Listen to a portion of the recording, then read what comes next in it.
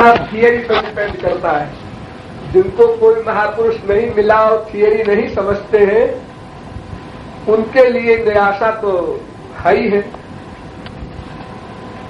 और संसार में भी वो कितने ही आगे बढ़ जाएं, निराशा उनको आएगी, क्योंकि संसार में दोनों साइड मनुष्य को मिलेगी, हानि लाभ, जीवन मरण, यश अपयश, दोनों साइड सबको मिलेगी।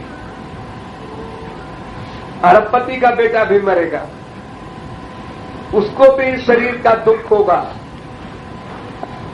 तो शरीर में उसके बीमारी हो गई, वो बैठ करके निराशा बाद में बैठ करके इलाज में करावे,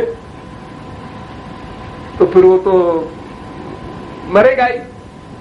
लेकिन सब ऐसी अवस्था में आशावाद रखते हैं, जानते हैं कैंसर हो गया है, फिर अब बचेगा नहीं, फिर भी ऑपरेशन कराते हैं, ब्लड बदलते रहते हैं, करोड़ों रुपया फूंक देते हैं, चलो 2 ही महीना बच जाए।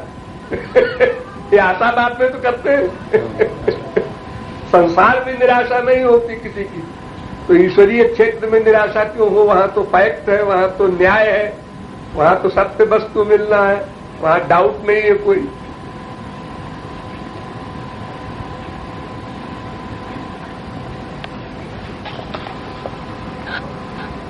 सब कुछ चिंतन पे डिपेंड करता है। लेकिन लड़का हाई स्कूल में फेल होता है, निराशा का चिंतन किया, मैं फेल हो गया, अब क्या होगा, अब हमारे बाप बिगड़ेंगे, माँ बिगड़ेगी, हम पढ़ाई नहीं होगा, अब इसके अपने दोस्तों में क्या मुंह दिखाएंगे, हम मर जाए तो अच्छा, हम मर जाए तो अच्छा, हम मर जाए तो अच्छा, हम मर जाए तो अच्छा। ट्रेन में कट के मर गए। अरे 1 साल और पढ़ लेता, कोई सीरियस बात तो थी नहीं। लेकिन चिंतन में इतना कमाल है कि उसने आत्महत्या कर ली। तो चिंतन निराशा का कोई करेगा तो संसार में ये हजारों आत्महत्याएं हो रही हैं रोज। क्यों हो रही हैं? निराशा से।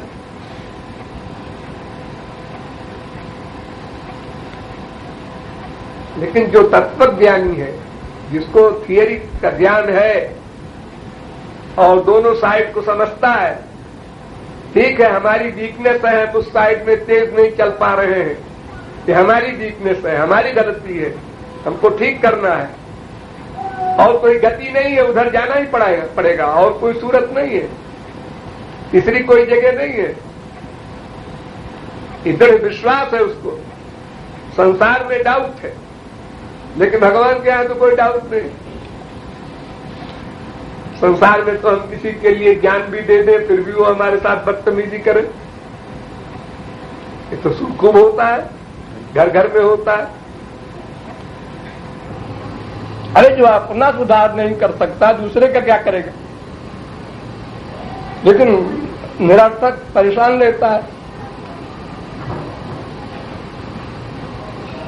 अगर ये बात समझ में उसकी आ जाए कि हमको केवल ड्यूटी करना है, हम किसी का सुधार नहीं कर सकते, उसमें हमें नहीं जाना है, वो एम नहीं बनाना है, तो अपना ड्यूटी कर दिया, देखो बेटा ऐसा करो, नहीं करता है मरो, जाओ तुम अपना भोगना।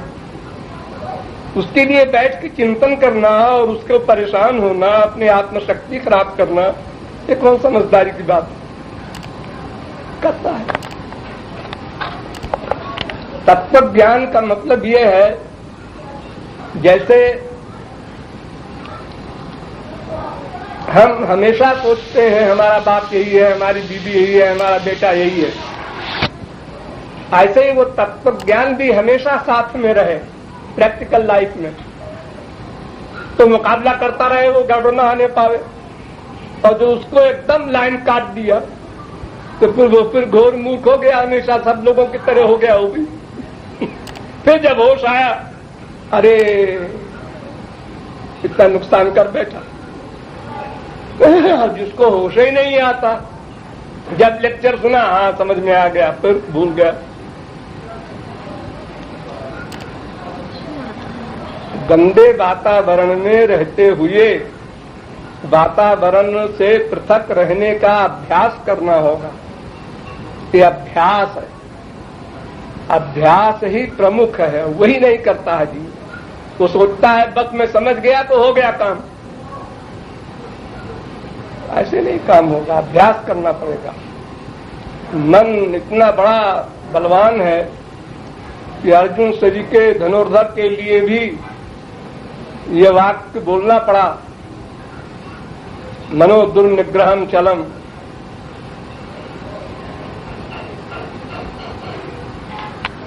अभ्यास शुरू करे पहले, चलो 1 घंटे में एक बात चिंतन कर ले, फिर आधा घंटे में, बस थोड़ी थोड़ी देर के लिए जाग जाए। लेकिन महाराज जी, जिसने ये सुन लिया फिर वो रुक नहीं सकता, वो अभ्यास अपने आप होता रहेगा, वो कैसे रुकेगा? क्योंकि इतने सिंपल लैंग्वेज होता है, सिंपल लैंग्वेज है महाराज जी, और इसमें एक शब्द हम कोशिश ये करते हैं, मान लीजिए आपने एक सेंटेंस बोला और उसमें से कोई उसके बराबर का शब्द उठा के रखे तो उसका अर्थ ही बदल जाता है। कहना जो मैं नहीं मरूंगा, मैं के लिए नहीं कहा जा रहा है, वो शरीर के लिए कहा जा रहा है। जो प्रत्यहम जो प्रश्न था वो शरीर के लिए था।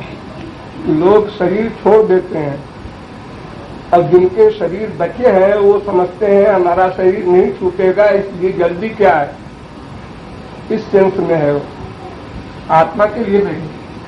क्योंकि वो सोच तो सही है कि मैं नहीं मरूंगा, ऐसा सोचना तो स्वाभाविक है। आत्मा तो करता है, शरीर उसका स्थान है, तो अगर स्थान ही न रहेगा तो आत्मा क्या व्रत करेगा, भगवत प्राप्ति आदि का व्रत कैसे कर सकेगा? तो शरीर की इंपॉर्टेंस इसीलिए है, उसके द्वारा आत्मा व्रत करेगा। और शरीर नश्वर है, और नश्वरपन की भावना अगर सदा रहे तो मनुष्य उधार न करे। जैसे जब बच्चे का इम्तहान 10 दिन रह जाता है, 1 महीना रह जाता है, तो कहता है आप तो पढ़ना चाहिए भाई अब अभी तक बहुत मक्कारी की है, अब जल्दी करो। तो चाय पीती के रात भर जागता है। तो उसी प्रकार अगर हम याद रखें हमेशा कि हमको कल मिले न मिले, तो आज तो तैयारी किए रहे, कम से कम मानो दे तो फिर तो मिल जाए, इतना तो कम से कम हो जाए, इस सेंस में है।